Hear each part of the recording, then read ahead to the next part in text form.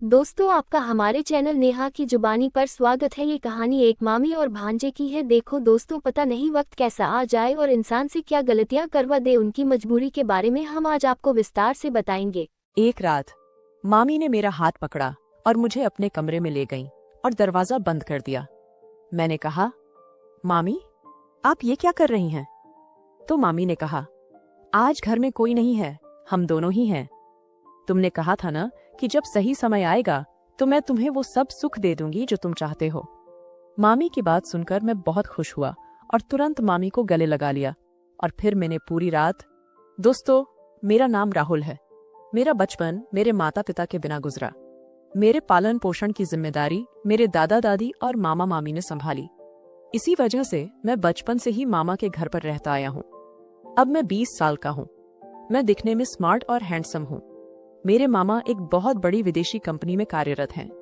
उनके शादी को अभी 2 महीने ही हुए हैं। मेरी मामी बहुत खूबसूरत है। उनकी सुंदरता किसी फिल्म की हीरोइन से कम नहीं लगती। उनका व्यक्तित्व इतना आकर्षक था कि किसी का भी ध्यान उनके तरफ खींच सकता था।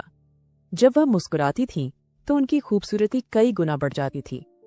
शुरुआत में मेरी और मामी की बातचीत सामान्य थी, लेकिन धीरे धीरे हमारी दोस्ती गहरी हो गई। मामी मेरे प्रति बहुत दयालु और सहायक थीं। वह हमेशा इस बात का ध्यान रखती थीं कि मुझे किसी भी चीज की कमी महसूस न हो। उनकी खातिरदारी ने मुझे और करीब ला दिया। एक दिन ऐसा हुआ कि मामा काम के सिलसिले में विदेश गए हुए थे। घर में सिर्फ मैं और मामी थे।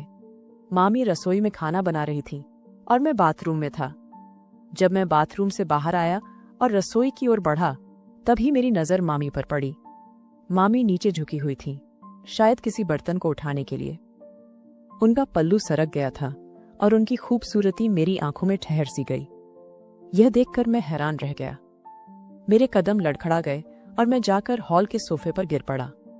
मेरी आवाज सुनकर मामी तुरंत मेरी मदद के लिए दौड़ी। मामी अपना पल्लू संभालते हुए मेरे पास आईं और मेरा हाथ पकड़कर मुझे उठाने की कोशिश करने लगी। लेकिन जैसे ही उन्होंने मुझे उठाने की कोशिश की, उनका हाथ मेरे हाथ से फिसल गया और वह मेरे ऊपर गिर पड़ी। यह पल किसी सपने जैसा लग रहा था। मामी और मैं एक दूसरे की आंखों में देख रहे थे। वो पल मानो समय के दायरे से परे था। उनकी आंखों में एक अलग ही चमक थी।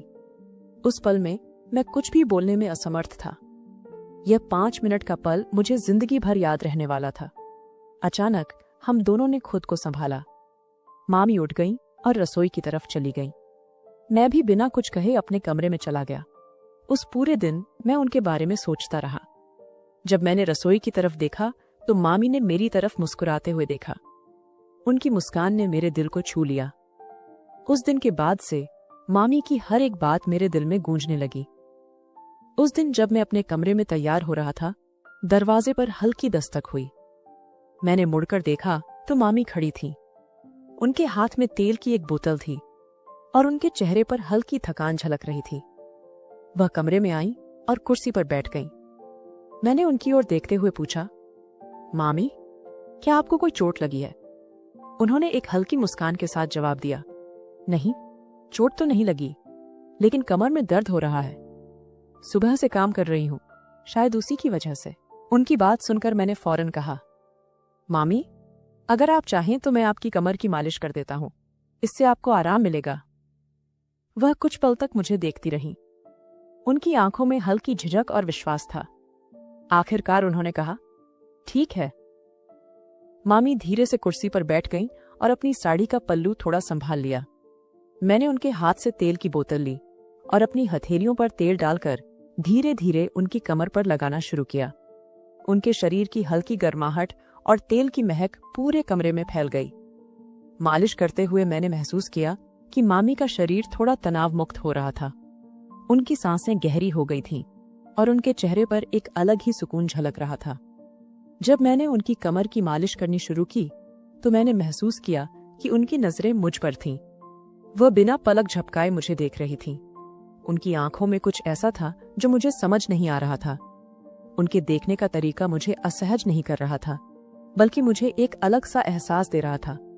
उनकी नजरों ने मेरे दिल में हलचल मचा दी। मुझे लगा जैसे मैं उन्हें गले लगा लूं। यह सोचकर मैं थोड़ी देर के लिए रुक गया, लेकिन फिर खुद को संभालते हुए मालिश जारी रखी। कुछ देर बाद मामी ने धीरे से मेरा हाथ पकड़ा और कहा, बस अब काफी हो गया।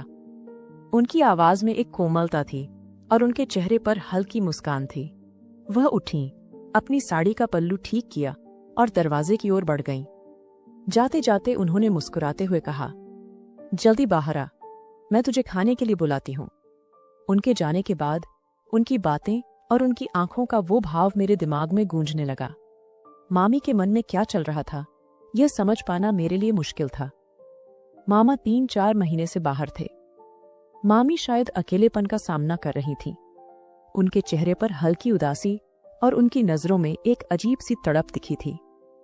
मामा के घर पर न होने की वजह से मामी अक्सर मुझसे अपनी जरूरत की चीजों के लिए कहती थी। मैं भी हर बार उनकी मदद करने में खुशी महसूस करता था। उनका साथ और उनकी मुस्कान मेरे लिए काफी खास थे। एक दिन मामी ने कहा, राहुल, मुझे मार्केट जाना है, क्या तुम मुझे ले चलोगे? मैंने तुरंत जवाब दिया, बिल्कुल मामी, आप तैयार हो जाइए, मैं गाड़ी निकालता हूं।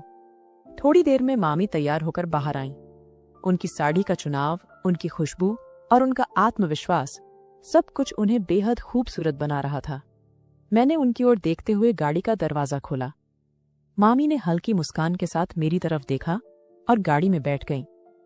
गाड़ी चलाते समय मामी का मेरे पास बैठना, उनकी हल्की बातें और कभी कभार उनका मुझे छू जाना, यह सब मेरे अंदर एक अलग ही एहसास जगा रहा था। मैंने महसूस किया कि मामी के साथ समय बिताना मुझे खुशी देता है। हम मार्केट पहुंचे और मामी मुझे एक बड़े कपड़े की दुकान में ले गईं। यह दुकान महिलाओं के कपड़ों से भरी हुई थी।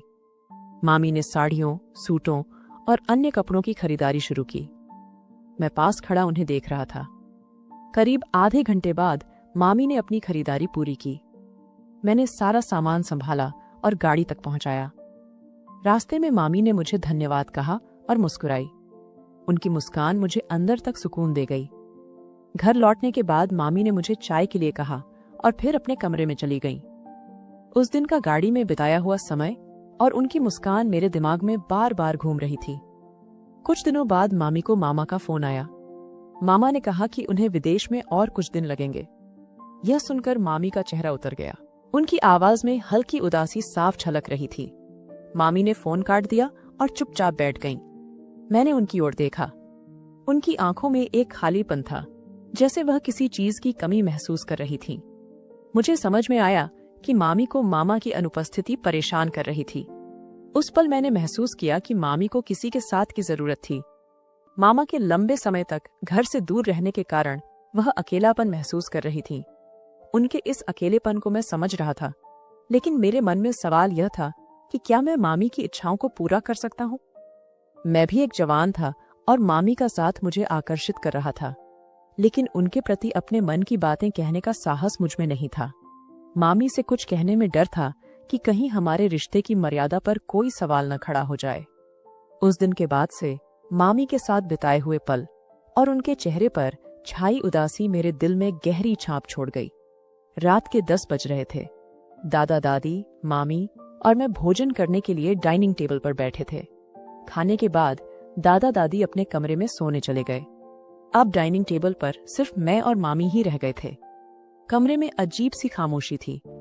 मामी गहरी सोच में डूबी हुई थी। मैंने मामी की तरफ देखा और पूछा, मामी, क्या हुआ? आप इतनी परेशान क्यों लग रही हैं? किस बारे में सोच रही हैं? मामी ने मेरी ओर देखा, जैसे वह कुछ कहना चाहती हो लेकिन झिझक रही हो। कुछ पल की खामोशी के बाद उन्होंने कहा, रुको राहुल, अभी नहीं, जब दादा दादी सो जाएंगे तब मैं तुमसे बात करूंगी। मुझे तुमसे बहुत कुछ कहना है। उनकी बात सुनकर मेरा दिल तेजी से धड़कने लगा। उनके कहने के तरीके और आंखों में झलकते भाव ने मेरे मन में कई सवाल खड़े कर दिए। मैं सोचने लगा कि शायद मामी कुछ ऐसा कहने वाली है जिसका मैं लंबे समय से इंतजार कर रहा था। जैसे जैसे समय बीत रहा था, मेरी उत्सुकता बढ़ती जा रही थी। मैंने घड़ी देखी। रात के 11 बज चुके थे। मैंने अपने कमरे से बाहर झांक कर देखा। दादा दादी के कमरे की लाइट बंद थी। उनके कमरे से हल्की खर्राटों की आवाज आ रही थी। यह देखकर मुझे समझ आ गया कि वे सो चुके हैं। मैंने धीरे से अपने कदम मामी के कमरे की ओर बढ़ाए। उनके कमरे का दरवाजा हल्का खुला हुआ था और अंदर से हल्की रोशनी आ रही थी। मैं दरवाजे के पास पहुंचा और देखा कि मामी कमरे में अकेली बैठी थी। जैसे ही मैंने कमरे में कदम रखा, मामी ने मेरी ओर देखा। ऐसा लग रहा था जैसे वह मेरी ही राह देख रही थी। मैं उनके पास गया और धीमे स्वर में पूछा, मामी, आप मुझे क्या बताना चाहती थी? मामी ने गहरी सांस ली और कहा, राहुल, सुबह तुम्हारे मामा का फोन आया था। उन्होंने बताया कि उन्हें वापस आने में अभी और कुछ दिन लगेंगे। मैंने थोड़ा सोचते हुए जवाब दिया, मामी, शायद मामा का काम अभी खत्म नहीं हुआ होगा, इसलिए उन्हें थोड़ा और समय लग रहा होगा। मामी ने धीरे से कहा, शायद तुम ठीक कह रहे हो, लेकिन उनकी बातों से ऐसा नहीं लगता कि उन्हें मेरी कोई परवाह है। उन्हें मेरी फिक्र होनी चाहिए थी, लेकिन ऐसा कुछ नहीं है। मामी की आवाज में उदासी और नाराजगी साफ झलक रही थी। उन्होंने अपनी बात जारी रखते हुए कहा, राहुल, अगर तुम्हारे मामा मुझसे सच में प्यार करते तो वह मेरी चिंता करते, लेकिन अब मुझे समझ नहीं आ रहा कि मैं क्या करूं। मैंने उनकी ओर देखा और कहा, मामी, ऐसा मत कहिए। मामा आपसे बहुत प्यार करते हैं। हो सकता है कि वह काम में व्यस्त हो, इसलिए आपको ऐसा महसूस हो रहा हो। मामी ने मेरी ओर देखा। उनकी आंखों में हल्का आंसू था और उन्होंने कहा, राहुल, तुम नहीं समझोगे। अब तो मेरे मन में कई इच्छाएं जागृत हो गई हैं। मैं खुद पर कितना नियंत्रण रखूं? उनकी बात सुनकर मेरा दिल धड़क उठा। मैंने हिम्मत जुटाकर पूछा, मामी, आपको जो भी कहना है आप साफ साफ कहिए। मामी ने मेरी ओर देखा और गहरी सांस लेते हुए कहा, यही सब मैं कहना चाहती हूं। मामी ने धीरे धीरे मेरे करीब आकर मेरा हाथ थामा। उनकी आंखों में एक गहराई थी, जैसे वह कुछ कहना चाह रही थी। मामी ने मुस्कुराते हुए पूछा, राहुल, क्या तुम्हारी कोई गर्लफ्रेंड है? मैंने तुरंत जवाब दिया, नहीं मामी, मेरी कोई गर्लफ्रेंड नहीं है। यह सुनकर मामी थोड़ी हैरानी और थोड़े से मजाकिया लहजे में बोली, सच में? जब मैं तुम्हारी उम्र की थी तो मेरे पास 2 बॉयफ्रेंड थे। मामी की बात सुनकर मैं हैरान रह गया और उनकी ओर देखते हुए पूछा, 2 बॉयफ्रेंड? मामी ने मुस्कुराते हुए कहा, हाँ, लेकिन उनमें से मैं सिर्फ एक से ही सच्चा प्यार करती थी। मैंने उत्सुकता से पूछा, फिर आपने उनके साथ शादी क्यों नहीं की? मामी के चेहरे पर एक हल्की उदासी छा गई। उन्होंने कहा, मैं शादी के लिए पूरी तरह तैयार थी, लेकिन उन्होंने मुझसे शादी करने से इनकार कर दिया। इसके बाद मामी ने थोड़ा माहौल हल्का करते हुए कहा, ठीक है, वो सब छोड़ो, लेकिन अब तक तुम्हारी कोई गर्लफ्रेंड क्यों नहीं है? तुम्हारी उम्र में तो हर लड़के की गर्लफ्रेंड होती है। मैंने सहजता से जवाब दिया, मामी, मुझे अब तक ऐसी कोई लड़की मिली ही नहीं जो मुझे पसंद आए। मामी ने मुस्कुराते हुए पूछा, अच्छा, तो बताओ, तुम्हें कैसी लड़की चाहिए? मैंने बिना ज्यादा सोचे कहा, मामी, मुझे आप जैसी लड़की चाहिए। यह सुनकर मामी थोड़ा शर्मा गई और हल्के से मुस्कुराते हुए बोली, अच्छा, तो फिर आज से मैं तुम्हारी गर्लफ्रेंड बनती हूं। मामी की यह बात सुनकर मैं चौंक गया। मैंने पूछा, क्या सच में? मामी ने आत्मविश्वास भरे लहजे में कहा, हाँ, बिल्कुल। अगर मैं तुम्हारी गर्लफ्रेंड बन जाऊं तो मैं तुम्हारी हर इच्छा पूरी करूंगी। उनकी बात सुनकर मेरे चेहरे पर मुस्कान आ गई। मामी के इस प्रस्ताव को मैं मना नहीं कर सका और खुशी खुशी हाँ कह दिया। उस रात मामी के शब्द और उनकी मुस्कान मेरे दिल में गहराई तक बस गई। पर एक बात ध्यान रखना, इस बात की जानकारी तुम्हारे मामा को नहीं होनी चाहिए। जब तुम्हारा मामा वापस आएगा तो मुझसे दूर रहना, नहीं तो उन्हें हम पर शक हो सकता है। उनकी आवाज में एक गंभीरता थी और उनकी आंखों में एक तरह की चेतावनी। मैंने उनकी बात को समझते हुए तुरंत कहा, ठीक है मामी, मैं ध्यान रखूंगा। इसके बाद मामी ने कोई और बात नहीं की और अपने कमरे में चला गया। मैं अपने बिस्तर पर लेट गया और इन बातों के बारे में सोचता रहा। मेरे दिमाग में एक ही बात चल रही थी, मामा के आने से पहले मामी को खुश कैसे रखा जाए। ये सवाल मेरे मन में बार बार उठ रहा था।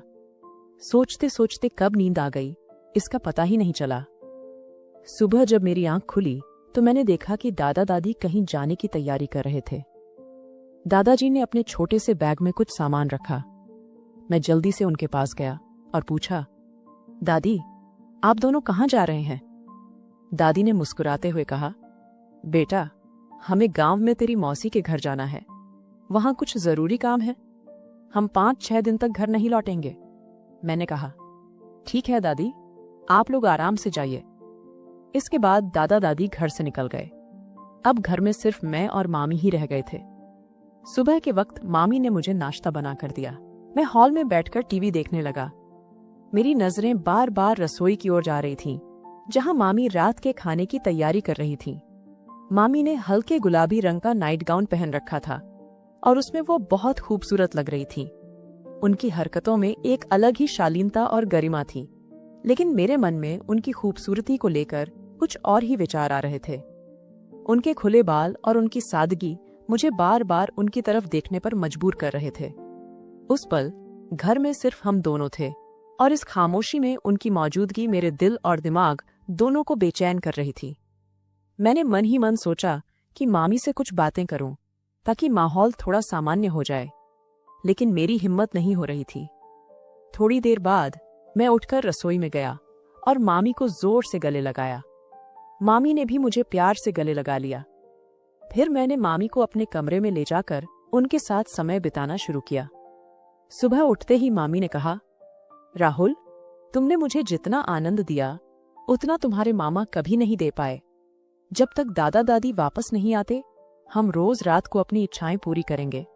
हमने लगातार 5। दोस्तों, आपको ये कहानी कैसी लगी? यह कहानी बनाने का हमारा मकसद किसी रिश्ते को ठेस पहुंचाना नहीं था, क्योंकि मजबूरी को बताना था। अगर यह कहानी आपको अच्छी लगी हो तो चैनल को सब्सक्राइब और लाइक कर दें और कमेंट जरूर करके बताएं कि इस कहानी से आपको क्या सीख मिली।